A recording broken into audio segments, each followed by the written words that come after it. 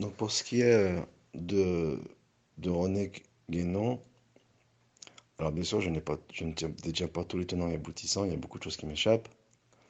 On essaye de poser des balises et de schématiser, mais si on entre dans les détails, il y a énormément de choses qui m'échappent. Mais on peut éventuellement apporter quelques bribes euh, de manière à mettre en lumière les points que tu as abordés. Et donc, alors, pour ce qui est de René Guénon, les choses, elle est compliquée. C'est que, premièrement, il vit dans une ère intellectuelle. Nous sommes dans l'ère moderne décadente, nous sommes dans une ère intellectuelle. Et cette ère qui accuse un déficit ou un déficit spirituel, mais aussi plutôt un déséquilibre entre la force émotionnelle et la force intellectuelle, bien sûr, sur la crée d'état. Et par conséquent, les pistes sont brouillées. Et pour ce qui est de René Guénon, oui, il vit dans, euh, dans une époque où il y a une dégénérescence de la force intellectuelle et de la force intellectuelle, ce qui fait qu'on se projette dans l'abstraction. Et là, j'avais expliqué par le passé qu'il y a une double conséquence. Il y a, en fait, je dis c'est l'abstraction, mais c'est aussi la superficialité dans un autre domaine, et c'est aussi la virtualité. Voilà. Donc ils évoluent dans la virtualité. Et cette virtualité, elle a une double conséquence, elle a deux orientations. Elle a une orientation intellectuelle, c'est la théorie des idées de Platon, c'est l'abstraction ou le, le refus de reconnaître un Dieu supérieur. Et elle a une dimension émotionnelle qui dit que Dieu est dans toute chose, ou ce qu'ils appellent éventuellement Dame Nature. Mais justement, c'est que à postulat, et ça j'en ai déjà parlé, à postulat identique, on peut arriver à deux conclusions complètement erronées. C'est-à-dire que le platonicisme, à la fois, il ouvre la porte à l'athéisme, mais aussi à la fois, il ouvre la porte à l'athéisme. Ce qui est paradoxal, bien que Platon soit un, euh, un HPE, mais il a été aidé en cela. Lui-même, il s'est inspiré des idées de Socrate, un HPI, pardon. Lui-même qui s'est inspiré des idées de Socrate, qui était probablement un E. Mais le néoplatonisme, ou le, l'aristotélicisme, c'est le. Comment dire, je trouve pas le terme, désolé. C'est. Je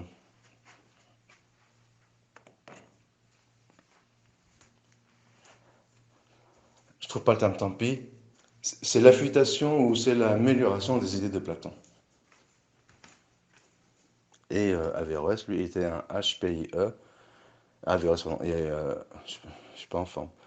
Et Aristote était un HPIE. C'est une synthèse entre les idées de ses maîtres, de son maître Platon, qui lui s'inspirait de son maître Socrate.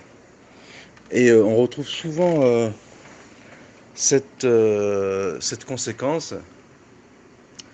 On le retrouve dans le temps moderne, notamment avec Spinoza, qui était un E. Et avant lui, il y a Descartes qui est un I. Et on arrive à Nietzsche, qui lui est un IE, qui fait une synthèse. Et c'est un petit peu un processus de décadence. On recherche à revenir à la raison initiale, élémentaire, mais en fait, en raison de cette dégénérescence, eh bien, on se perd dans les méandres de la virtualité et de l'abstraction. Et c'est ce qui fait que cela brouille les pistes. Alors vraisemblablement, Guénon est un E, et il évolue dans un monde de I, et les synthèses IE, elles ont été opérées avant lui, avec Nietzsche. Donc voilà, on est en pleine perdition. Et, euh, et ça, c'est un premier angle d'attaque qui fait que les choses, elles sont compliquées, mais je n'en demeure pas moins que, en apparence, d'ailleurs, il a eu un penchant pour le soufisme. En apparence, Guénon est un E. Et comme je disais, à même postulat, on arrive à des conclusions opposées.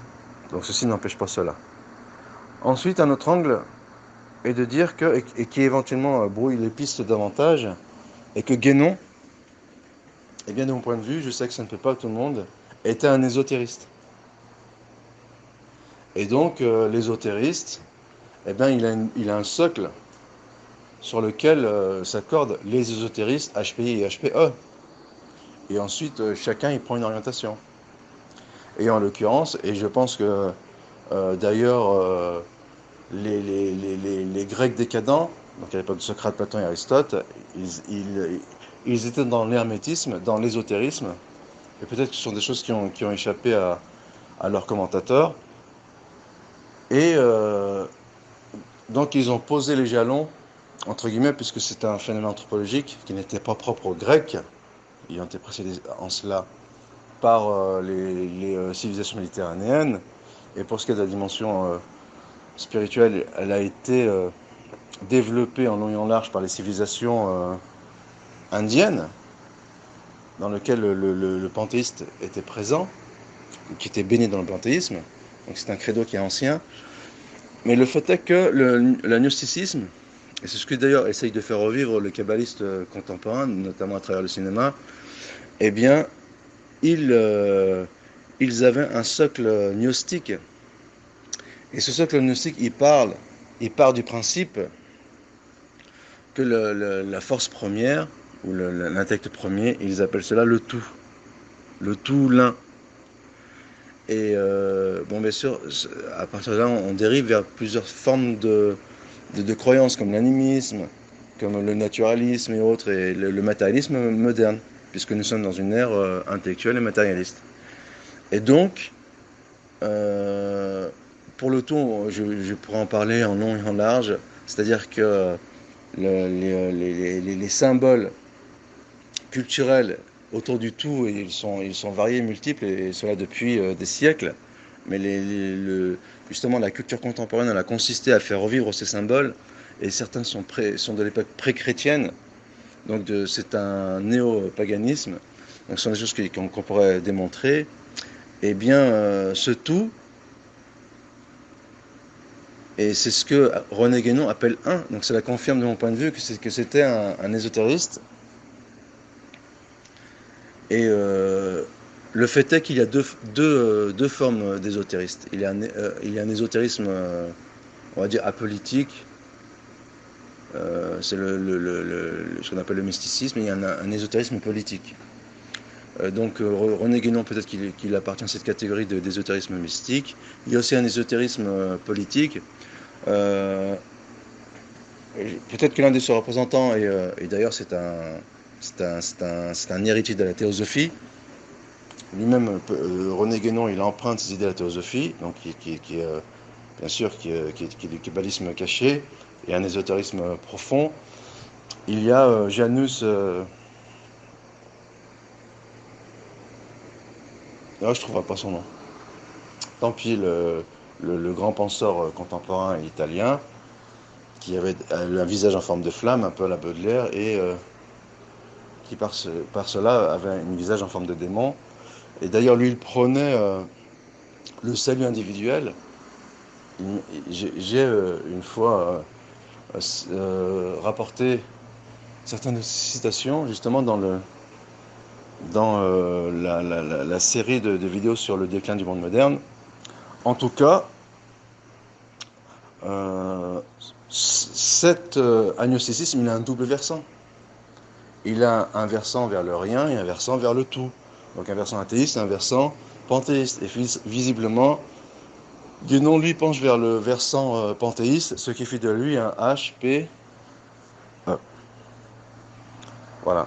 Je pense que en posant ces bribes, on a répondu, enfin, on a apporté quelques éléments de réponse sur cette question qui est extrêmement complexe et qui est extrêmement pointue et dont bien sûr je n'ai pas tous les tenants et aboutissants. Wallahu al-musta'an wa alayhi at-tuklan.